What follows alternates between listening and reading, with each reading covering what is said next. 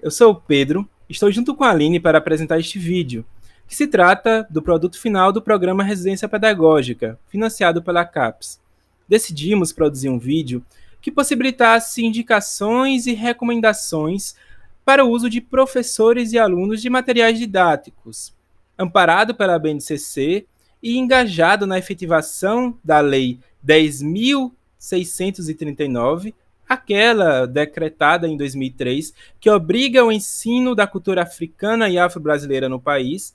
Buscamos justamente indicar teóricos, poemas, contos, filmes que pudesse ajudar de alguma forma a compreender a história do Brasil, a escravidão e a violência racial, desde a colonização até os dias de hoje. Começamos com a indicação de um referencial teórico, neste caso, Lélia Gonçalves. Lélia foi uma das principais pensadoras da cultura negra no Brasil. Foi historiadora, filósofa e antropóloga. Atuou na rede básica de ensino como professora. Fundou, junto com outros ativistas, o Movimento Negro Unificado, que lutou, ou melhor, ainda luta, pela desconstrução do mito da democracia racial e pelo incentivo à cultura de matriz africana e ao enfrentamento da violência racial. Acredito que cabe aqui a indicação de duas obras. A primeira se trata de uma coletânea lançada em 2020, de título Por um Feminismo Afro-Latino-Americano, que reúne de forma cronológica textos inéditos, capítulos e críticas sobre o racismo, a democracia racial, o sexismo, a cultura brasileira, a partir de uma perspectiva decolonial interseccional. É uma coletânea imprescindível, vai trazer inúmeras leituras sobre também o feminismo negro, sobre os movimentos sociais, sobre a organização política também. Outra obra muito importante para compreender a trajetória intelectual é Lélia Gonçalves, publicada no selo Retratos do Brasil Negro, da editora Selo Negro, escrita por Flávia Rios e Alex Hatz, que vai tratar justamente da trajetória de vida e do ativismo político de Lélia. A outra indicação é a história em quadrinhos Angola Janga, escrita e desenhada por Marcelo Dessalé, mestre em História da Arte pela USP. Resulta de uma pesquisa minuciosa de 11 anos, tornando-se uma das histórias em quadrinhos mais importantes das últimas décadas no país. Ela foi reconhecida e recebeu prêmios como HQ Mix, Jabuti e Grampo de Ouro. Ela até mesmo já foi traduzida para diversas línguas, como inglês, espanhol, italiano, alemão. E é uma história em quadrinhos muito importante para ser utilizada em sala de aula. Ela até mesmo foi referenciada no Enem 2021. Angola Janga conta a história do Quilombo dos Palmares, o quilombo de resistência mais conhecido e importante da história do Brasil. Eu acho que todo mundo já escutou falar sobre o Quilombo dos Palmares e da figura do Zumbi, um dos seus líderes. Mas é interessante porque a HQ ela vai partir de uma perspectiva dos escravizados que se refugiavam no Quilombo, e não uma história, muitas vezes, vista por cima, vista pelos escravizadores. Esse é um ponto interessante. O outro ponto é que ela não é tão simples assim. É quase um Game of Thrones, né? Como muitas pessoas estão chamando desse período da história do Brasil, no sentido em que o trono, a liderança do quilombo, era disputada por inúmeros quilombolas. Então existe essa relação interna, essa disputa pela liderança, e além, claro, da disputa pela resistência do próprio quilombo, pela existência do quilombo, né, marcando as relações entre quilombolas, ou seja, escravos fugitivos, e portugueses, holandeses, né, os seus escravizadores, assim como aqueles que eram simpatizantes da causa. É uma HQ muito importante, uma HQ que cabe ser utilizada no ensino médio. Outra recomendação fundamental é o filme Doutor Gama, dirigido por Jefferson D. e lançado recentemente em 2021. O filme trata da trajetória de vida de Luiz Gama, poeta, escritor e, acima de tudo, um grande jurista que influenciou o ideário abolicionista no Brasil. Luiz Gama, que nasceu livre, ele foi vendido como escravo, né, como indivíduo escravizado aos 10 anos de idade. Após conquistar sua liberdade, se viu apegado aos textos jurídicos, tornando-se um grande jurista abolicionista. Em vida, ele alforriou cerca de 500 pessoas que estavam escravizadas de forma ilegal. além, claro, de lutar a favor da abolição.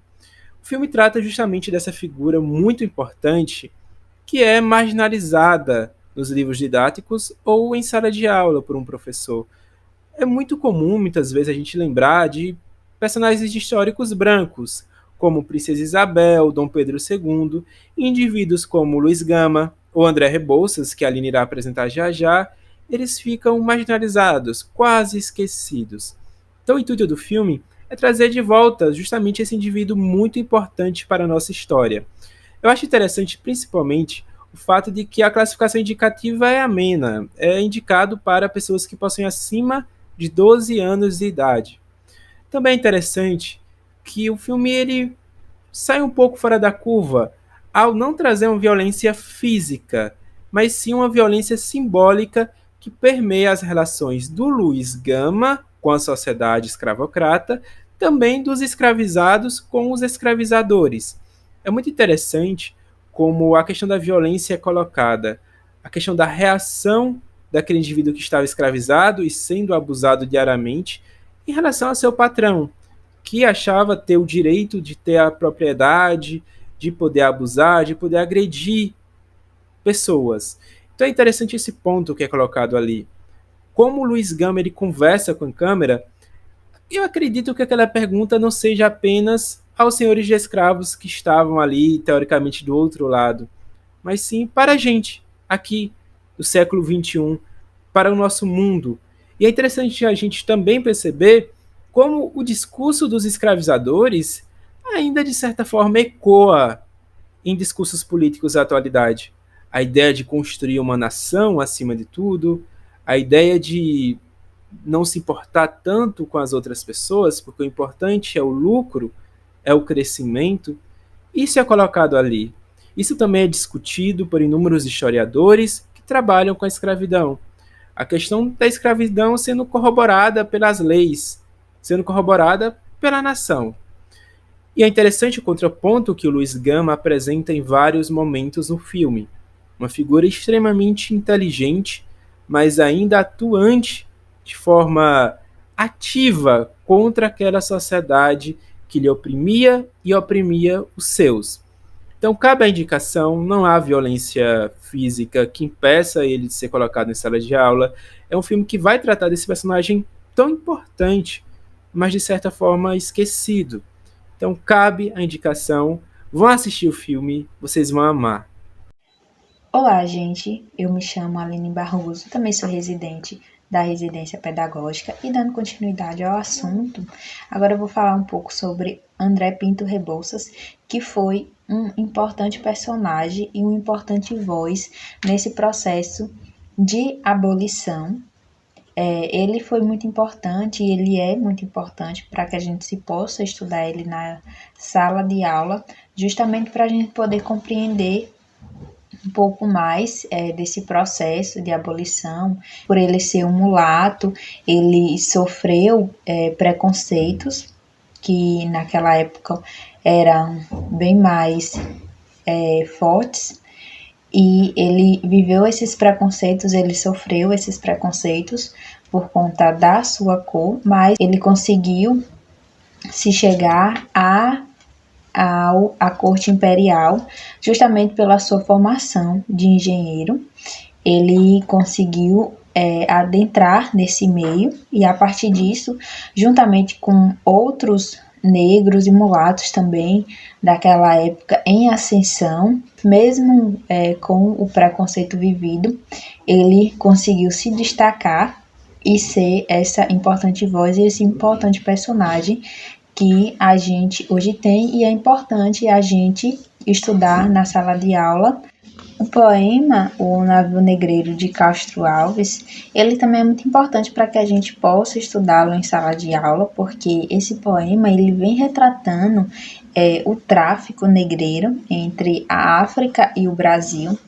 E aí no começo desse poema ele começa retratando a beleza e a imensidão do céu e do mar, E ele começa a ver um navio e ele começa a se aproximar desse navio. Quando ele se aproxima desse navio, ele vê realmente o que acontece lá dentro. Ele vê homens e mulheres, crianças e velhos sendo chicoteados, sendo açoitados, sendo maltratados.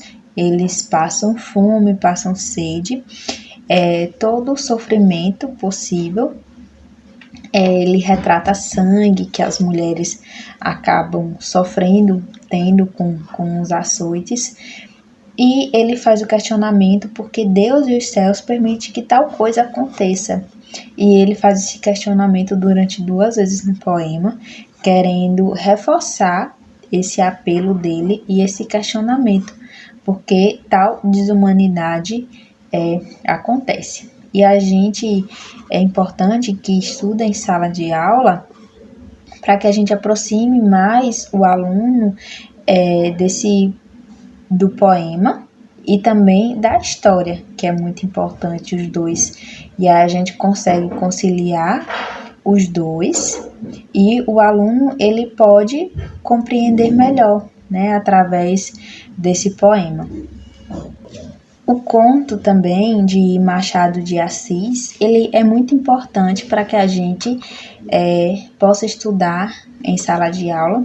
E o conto que nós escolhemos foi O Pai contra a Mãe, para que o aluno ele possa conhecer melhor o cotidiano dos escravizados e daquelas pessoas também que faziam essa captura, podendo entender quais os motivos da fuga dos escravos, entender também que não era passivo de aceitar todos os escravos, eles se rebelavam sim, fugiam sim, tinham várias formas de rebeldia, de insatisfação, e uma delas era a fuga. Então a gente, através desse conto, a gente pode entender melhor essa fuga desse escravo como uma forma de dizer não ao sistema, de ser contrário a ele. Bom, voltei. Não estou muito acostumado nessa coisa de ser youtuber, mas muito obrigado por ter assistido até aqui. Deixa o like, ativa o sininho, mas principalmente peço que vocês dêem uma olhadinha em outros vídeos, em outros produtos finais, feitos por mim, por Aline, e também pelos meus colegas que também fazem parte do programa Residência Pedagógica. Também sugiro que vocês dêem uma olhadinha no nosso site, que vai estar aí embaixo.